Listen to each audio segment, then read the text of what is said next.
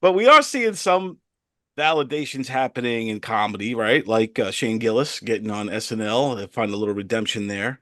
Yeah. Now, what are your thoughts on that? I'm a Shane Gillis fan. My buddy worked with Shane on the road for a little bit, and he goes, "Ah, he's not that good. He's not all right, all right." So then I was at Governor's one night, and I watched that. Fantastic, phenomenal.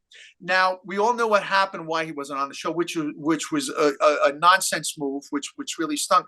He was on, and his monologue, he looked nervous, and I don't know if he was nervous that there was a lot of stress being on there, and you have all the woke people looking at them, and he felt nervous there because his material is kind of edgy, which I'm like, you know what? Go for broke. You're on this edgy show. Do what you got to do, because Saturday Night Live is horrible.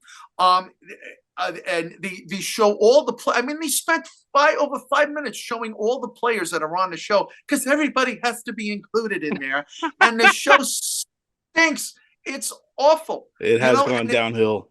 And the amazing thing is, we all know people that have been on the show and written on the show, and they're all fighting to get their bits on there. And there's only a certain amount of time, and you watch them just beat a bit to death, which is god awful. When they could have just made it short and funny and throw another two bits into the show. Yeah, that's the thing. They always go a little long, and which Yeah. which kills it, like you said.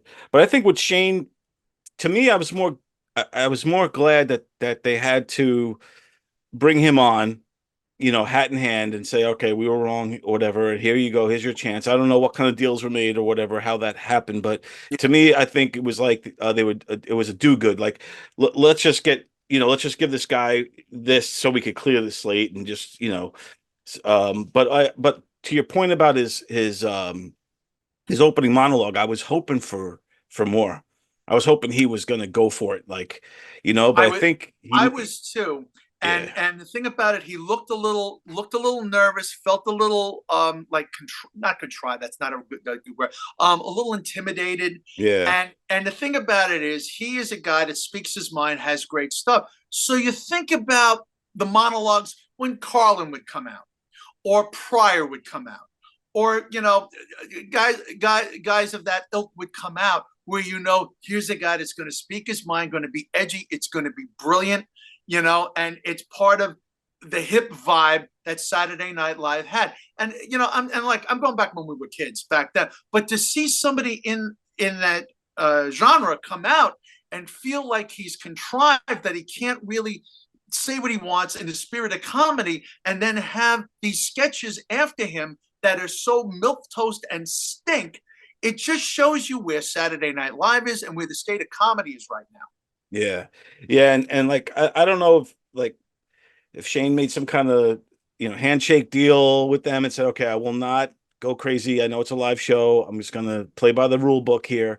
So I feel like he played by the rules. He stayed within the guidelines. He didn't go off the rails. He didn't, you know, say anything. And hey, like who knows what he could have said to, Yeah, I don't know how he could have improved it because, like to your point, Shane Gillis is a great stand-up comic. yeah, But yeah.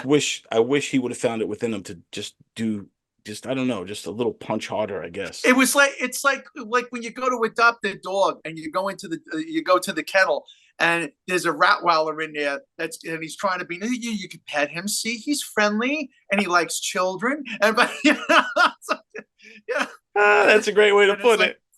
for the love of God, don't maul anybody while we're here with these kids. that's what it. That's what I felt like. And like I said, I mean, I felt he was a little bit handcuffed, and I think he looked a little out of sorts.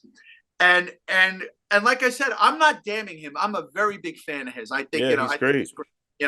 But it was the situation he was put in. I think he has a deal with a streaming service. So that might have been there too. Yeah, Where the agent is, look, you're at a point right now where you did have the setback on Saturday Night Live. You're at a point right now where you could ride on that. We have a deal with you, and look, I'm, me, I dance. I'll dance. yeah. I'm sure you would. We all work very hard in this business, man. It's like, I'll dance, whatever you need. Right. And I think he's more successful now, like to this day, than he would have been had he got on the show and been a cast member. I think he would have just fell just like all the other. I can't name any of the Right. recent cast And members. and you want to know something? And the reason he is, and this is a very key thing with where everything is now in comedy, it's going to concern Anthony. Why Howard Stern isn't Howard Stern anymore? Dave Chappelle, Florentine, the Legion of Skanks, guys like that, because they're staying true.